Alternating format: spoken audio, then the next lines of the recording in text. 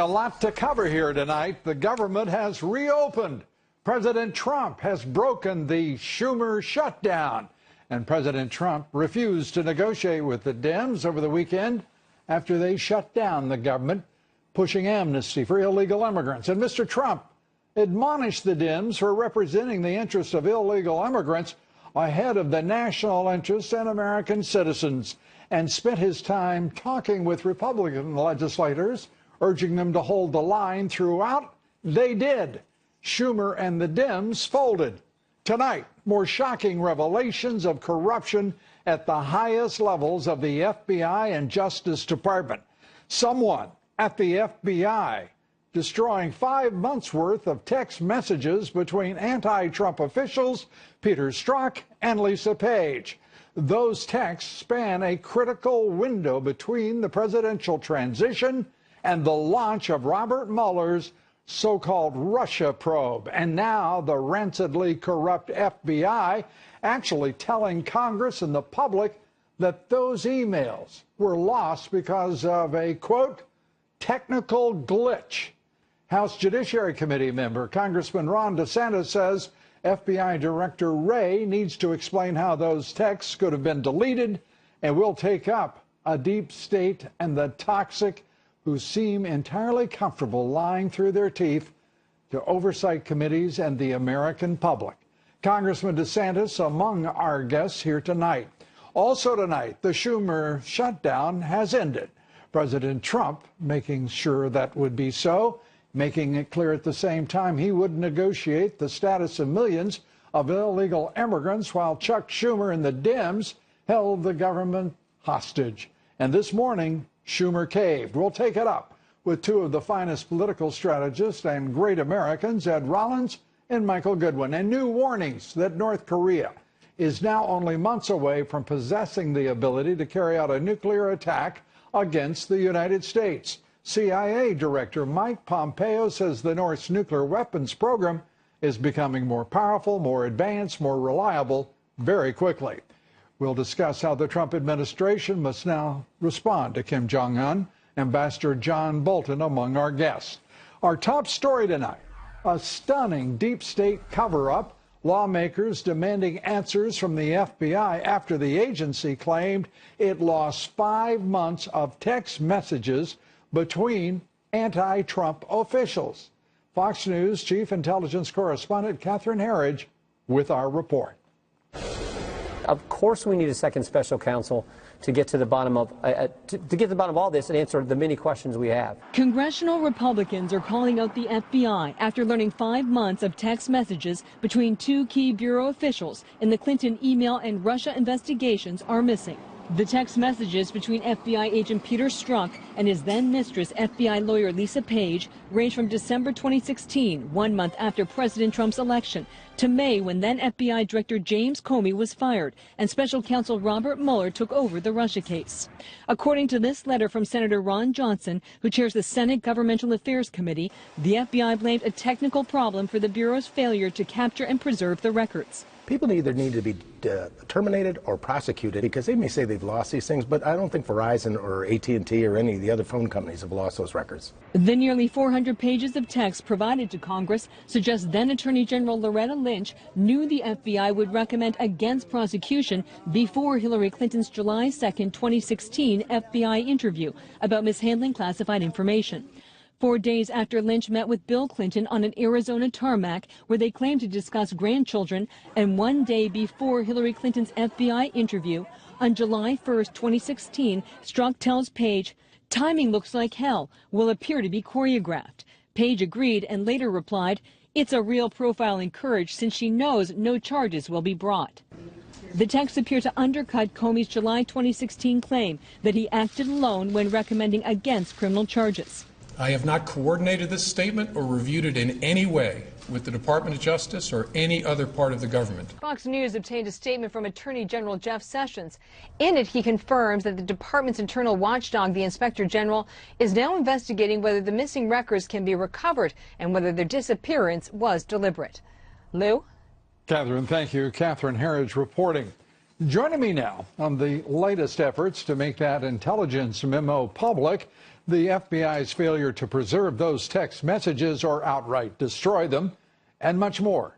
Joining us tonight is Congressman Ron DeSantis, member of several key committees, including Foreign Affairs, Judiciary, and Oversight, and now also a candidate for governor of the great state of Florida. Great to have you with us, Congressman. Let's start with 50,000 emails between two employees of the Justice Department, and the fact they had time to write that many, and secondly, the ability of the deep state, if you will, the permanent government, as in the case of Lois Lerner and the IRS, we have again encountered the glitch, a missing set of emails against all logic, all reason, and all experience. What in the world is going on? A few things, Lou. One is we need to figure out where the actual devices were that Page and Strzok utilized. There's no reason those shouldn't be produced. We need an answer on that. And even if there was some type of glitch, the idea that these text messages disappear, that is not the way it works with modern technology. I don't buy this explanation. We need more. Think about this, too. If the FBI were investigating any one of your listeners and they said, oh, documents magically deleted, or whatever the FBI was looking for magically deleted, do you think for 1 minute that they would be able to get away with that? So similar to the IRS, you can't have a situation in which a powerful government agency gets to live under a lower standard than that which it imposes on the American public. And the final thing, I think, is what a critical time period in this whole investigation. I mean, think about it. You're in the Trump transition to start. That was when that discredited dossier was produced for the first time and published by the news media. What was Strzok and Page talking about the dossier? It was also during Trump's early days in the White House when Michael Flynn was interviewed, when different things involving Comey occurred. Are you telling me that they weren't saying all kinds of stuff in those 50,000 messages? These are anti-Trump agents, and it's not just that they were anti-Trump. We already know from the messages we already saw that that affected what they were doing in their jobs. Yeah, it is, in point of fact, I mean, it's not as if they had a bias or that they're anti. I mean, they were on an absolute mission to stop Donald Trump if they could, and apparently if they could not, to destroy his presidency. I mean, this is, I don't understand how Christopher Wray, anyone in Congress can accept Christopher Wray walking up and saying they were lost, they were deleted, whatever he has to say, produce them, and he did this with a straight face. Christopher Wray, the head of the FBI. It's unacceptable. We are not accepting it. This is just the beginning. We are going to get the answers. But also think about the Strzok-Page messages that were recently produced in this second batch. Right when Donald Trump defeated Ted Cruz in Indiana, Strzok and Page are texting back saying, oh my gosh, Trump has won the nomination. And what was Strzok's main response to that? Again, he's leading the Hillary investigation as the top FBI agent. He says, well, now the pressure builds to bring the Clinton investigation to a close. How does it follow from that? I mean, that is what the guy's bias was telling him to do. It's really outrageous. It is outrageous. And the Department of Justice and the FBI, Congressman, have become outrageous in and of themselves.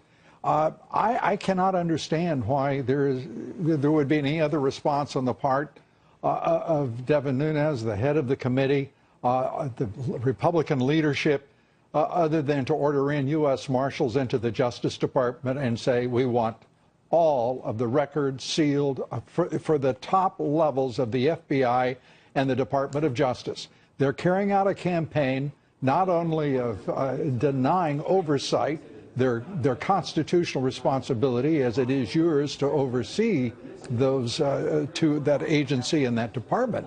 They are absolutely just flaunting law and order and the Constitution, and it is beyond the pale that it can be tolerated. This is not a time for an IG inspector's report.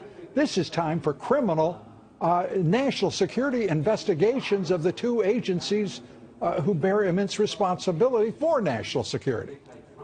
Well, I think it is clear that the FBI and the DOJ are not going to be able to investigate themselves adequately. Right. And if you do a special counsel, Lou, I think it's imperative that special counsel not just be another swamp dweller. I want somebody outside the swamp who doesn't have any relationships with either of these agencies that could really go in and clean this up. And think about, too, the bias against Donald Trump, I think, is very significant. It's important. But also the mere fact that Strzok and Page, they're having this liaison. They're texting about really sensitive matters.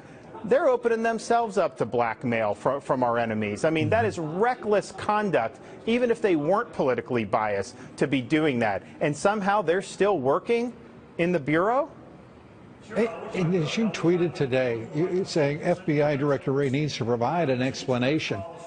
This is, I understand that there are great constraints and hurdles for the Congress to move here quickly with great alacrity.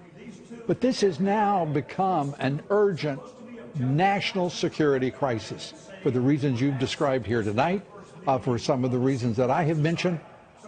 We know now the corruption, there's no question about the corruption. The evidence is already public. We have a 4-page memo that we don't seem to be able, even though every congressman, including yourself, who has read that memo says it is a matter that goes to the heart of the survival of the republic. What in the world? At what point do we have to declare, take charge, get this thing handled, and no more business as usual, even under these grave circumstances?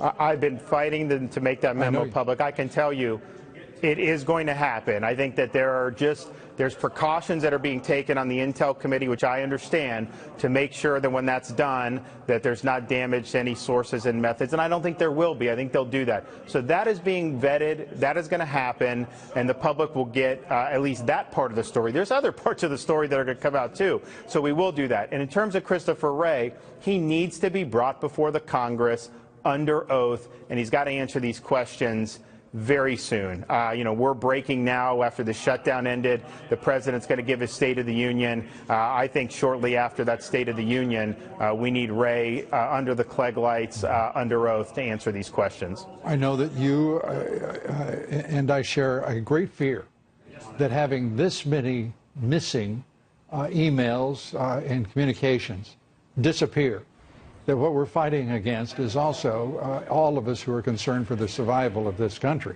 What we're fighting against is the prospect that a lot of evidence is being destroyed by the very people who should be preserving it.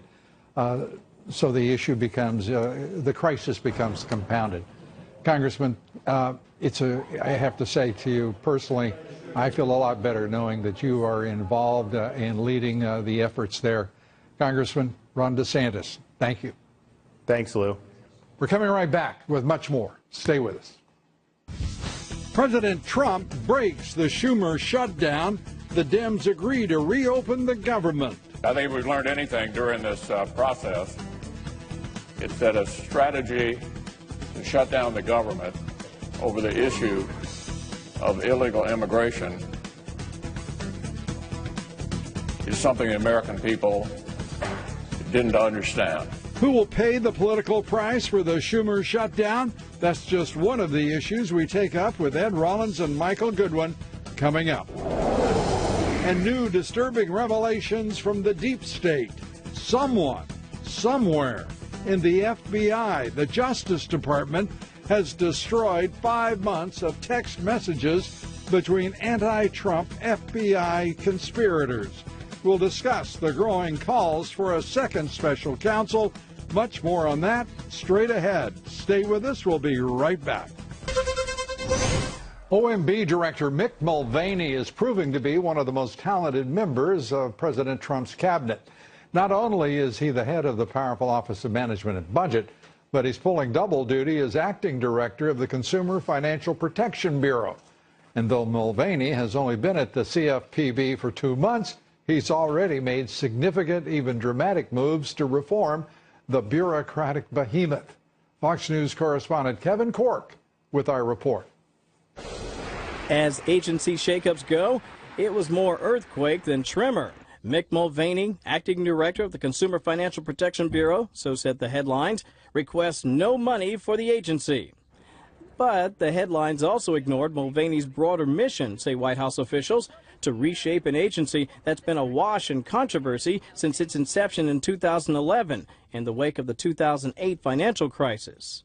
For the record, the CFPB had $177 million on hand to begin the fiscal year, but needs only about $145 million to cover its operating expenses for the quarter. That, according to the White House, is why Mulvaney requested no additional money for the second quarter. A major departure from his Obama administration predecessor, who asked for $217 million for the fiscal first quarter of 2018.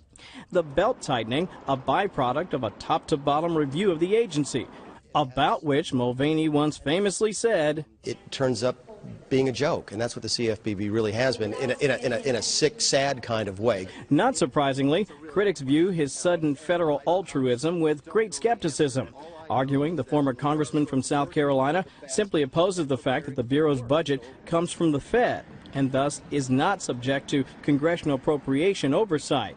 Mulvaney, for his part, says it simply caused a lack of accountability. That, following a legal battle between Mulvaney and former Assistant Director Leandra English over who could appoint the agency's leadership. President Trump, who the courts decided gets to make that call, said the Bureau was a total disaster, adding that financial institutions have been devastated. Consumer advocates say the CFPB has done right by the American consumer. They point to the billions in debt relief and refunds they've received, often, by the way, at the expense of banks. But financial institutions, on the other hand, have argued that the CFPB is simply too aggressive. And now with Acting Director Mulvaney at the helm, they say the timing is right for a regulatory redo. Lou? And redo they're doing.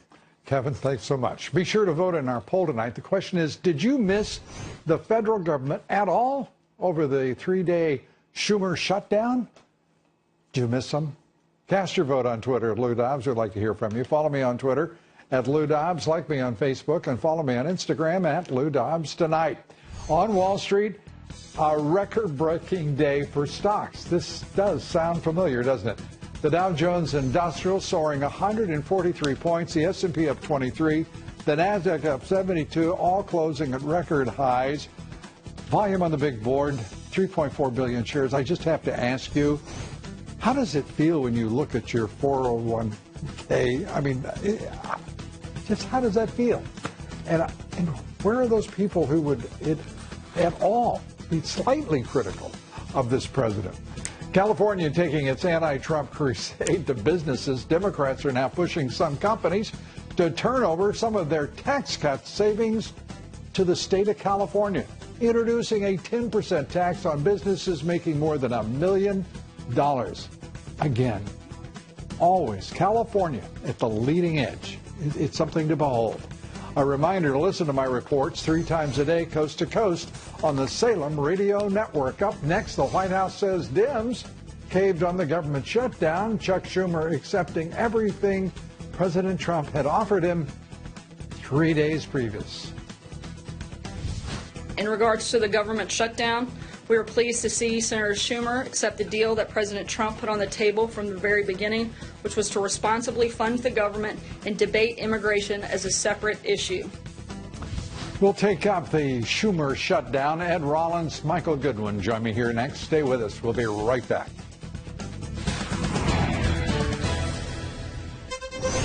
One pro-amnesty Dem is very angry with his party over the shutdown falling all apart. Illinois Congressman Luis Gutierrez says this, quote, "This shows me that when it comes to immigration, Latinos and their families, Democrats are still not willing to go to the mat to allow people in my community to live in our country legally." You want to diagram that sentence? Joining us now to do so is Ed Rollins, former White House political director under President Ronald Reagan, chairman of the Great America PAC, and New York Post columnist Michael Goodwin, both Fox Business contributors, and great to see you. Luis Gutierrez, Michael, upset with the president, with Senator Schumer for caving into the president. What did he want? Yeah, look, I think... Except everything. Yeah, I think there will be a number of Democrats who will make these arguments and vote against it, because this just confirms the point that they put the Dreamers ahead of everything else. It's crazy to sit there talking about going to the mat. What how much more could Schumer have done? It was a bad, bad idea that Schumer implemented anyway. He went to the mat. He got knocked on his butt, and this is a big victory for the president, for the country. This was a foolish exercise to go through, and you embarrass your own party, and you don't have any consistency for a 17-day drill here. And at the end of the day, if they want to do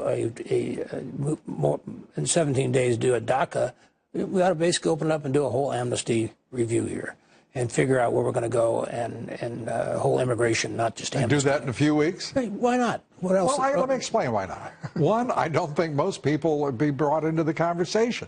This time, the American people need to be part of the conversation. I agree. It should be a long drill. You sound like one of those Dems. You've insulted me a lot. I don't That's think. a low. I have said over and over again on this show, DACA is one small element of immigration reform. Yeah. And now that we've gone through the stupid drill, shutting the government down and what have you, let's have the full debate. Yeah. May not get it done in 17 days, but start it. And make sure that people understand the amnesty to DACA is just the first step. And make sure the security element is not just authorization, it's appropriation of the money. My guess is most people are worn out with that debate over and over and over because it's been going on for a very long time. And I think the president has real opportunity here to create rational immigration policy and absolutely commanding border security. And border security has to be the priority. It has to be the priority. He can do great things. One thing, we have to work out the relationship with Mexico. And that's going to require leadership that has never sat in the Oval Office before. He's got a tremendous opportunity. Don't you think? Well, look, I think the dynamic has changed because of the foolish shutting down of the government over this. The Schumer shutdown, I think, has probably changed the entire country's dynamic on this. I mean, the Republicans, led by the president, got to make an argument about the Democrats, and they were proved correct because Democrats got nothing out of it. Can you believe they were that dumb? Yes. I mean, to take up illegal immigrants. I mean, we knew they preferred illegal immigrants to American citizens, but to make it so blatantly and pitifully obvious, my gosh. Well, you have to understand with Democrats, all of this stuff is about politics. 15 to 18% of the American electorate is now Hispanic voters, and they basically are making every effort to get that voter for the long term. Yeah. And I think to a certain extent, this needs to be policy, not politics. Okay. The best for last, and that is, again, the FBI exposing itself as a morally reprehensible and corrupt leadership. And again, with new leadership, every bit as it appears as corrupt as previously. What is this president to do? I'm serious. I think send the U.S. Marshals in, save the evidence in every PC, save the evidence in every device, and by gosh, secure it. And some people are going to have to be held accountable here. Look, I certainly hope so. I was somewhat heartened today. Well, I've been heartened by how serious now Republicans are to get this memo out, but that's just the start. But I think Jeff Sessions finally spoke up today. You were heartened by Jeff Sessions? Yes, because I think the Attorney General has to be part of this. If he can't be, then he should leave. But I think it is imperative that the Attorney General be taking over the FBI. He apparently didn't learn about the missing emails until the House started reacting to the fact, the FBI had failed to deliver them. They aren't even reporting, apparently, into the Attorney General's office on something that is so grave, so important, and it may be the basis for a true crisis. My early days in politics were the 18.5 missing minutes of the Nixon tape, and that certainly is totally insignificant compared to what Does it make you pine for the old days? It makes me pine for the old days. But first of all, nothing is lost. Everything can be found today, and there's a cloud. That's what they said about Lois Lerner and the IRS. Well, if you take bleach bit to there's a cloud out there somewhere, and if they can't find it, listen to you, fancy pants. The cloud. I can't find anything any kind. No, so what the hell? I've never found the cloud, but anyway. I pay for the cloud every month. I don't know what the hell it does, but it makes money. Supposedly there's all my stuff up there somewhere in heaven. It makes you a lot smarter. Maybe some readers will send it to you tonight. Whatever. You get the last word, Mike. Well, look, I think this is a true scandal, and what has been going on with the FBI, and when you line it up with all of the issues of the Clinton email investigation during 2016 and the leaking, and now this bias against Trump and the Russia investigation, this is an enormous pot that is toxic. And I commend the members of Congress who are finally trying to figure it out what is all there.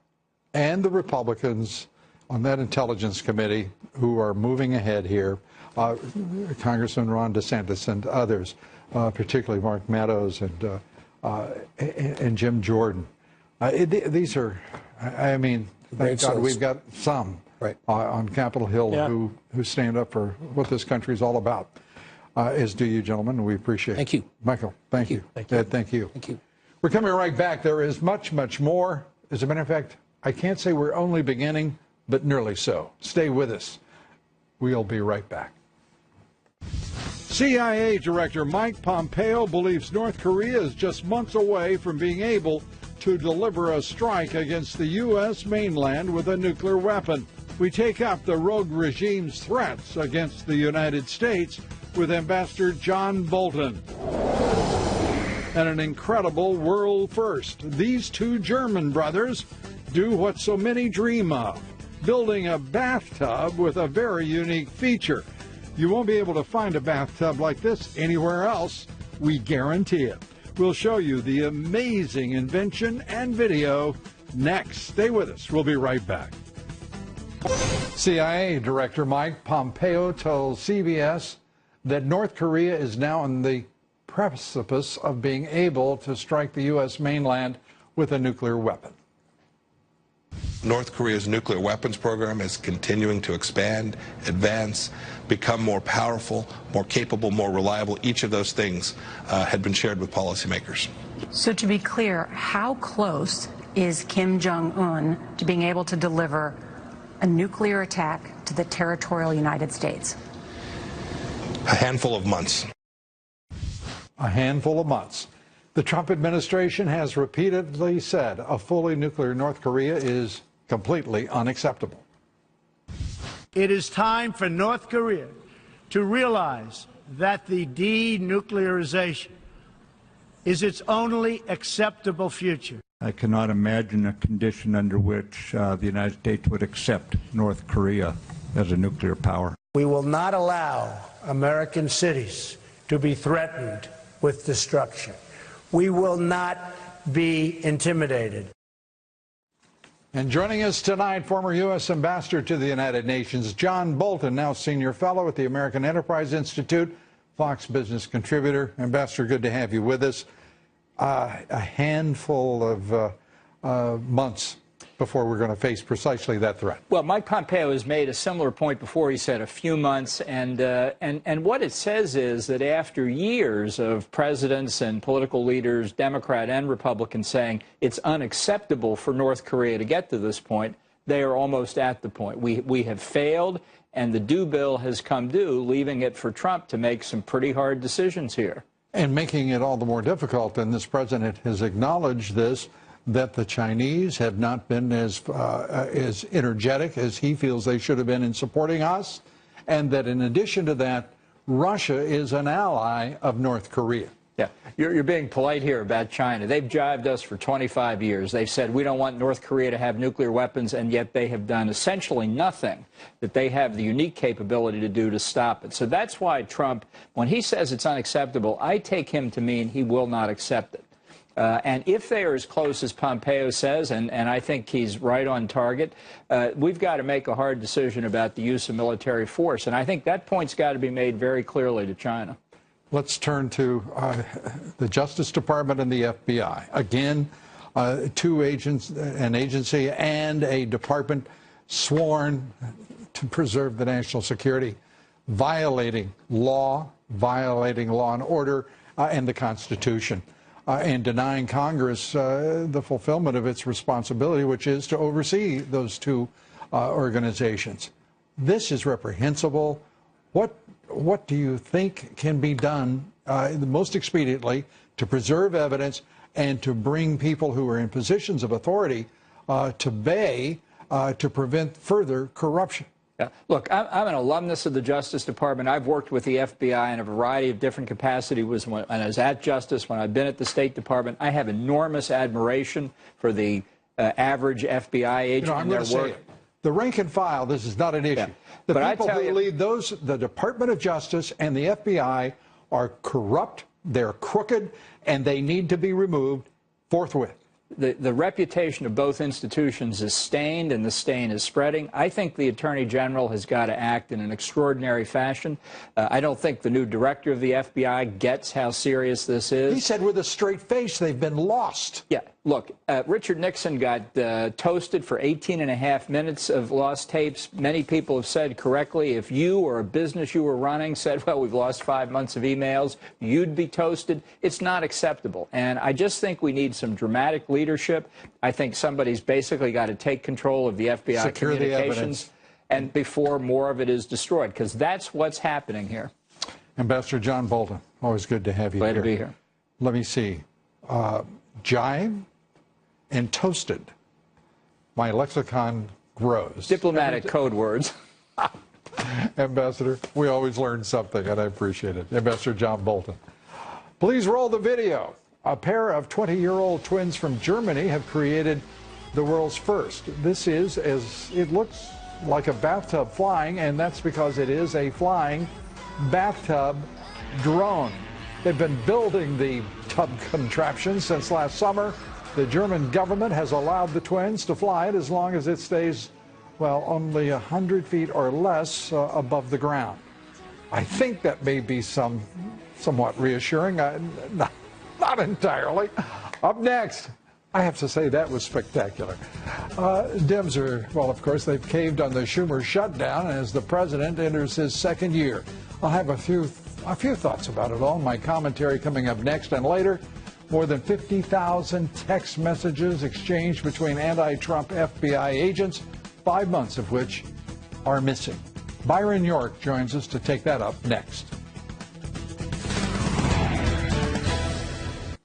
President Trump breaking the Schumer shutdown and leading the Republican Party with assurance and strength, and as we've come to expect, achieving exactly what he seeks. President Trump prevailed against Schumer and the Dems as they handed the president and the Republican Party a gift, as the president put it. Our president has had to put up with so much in his first year, more than any other president in history. He's been faced with attacks from the left, the right, the media, the deep state, you name it. Yet he has delivered for the Americans who voted for him.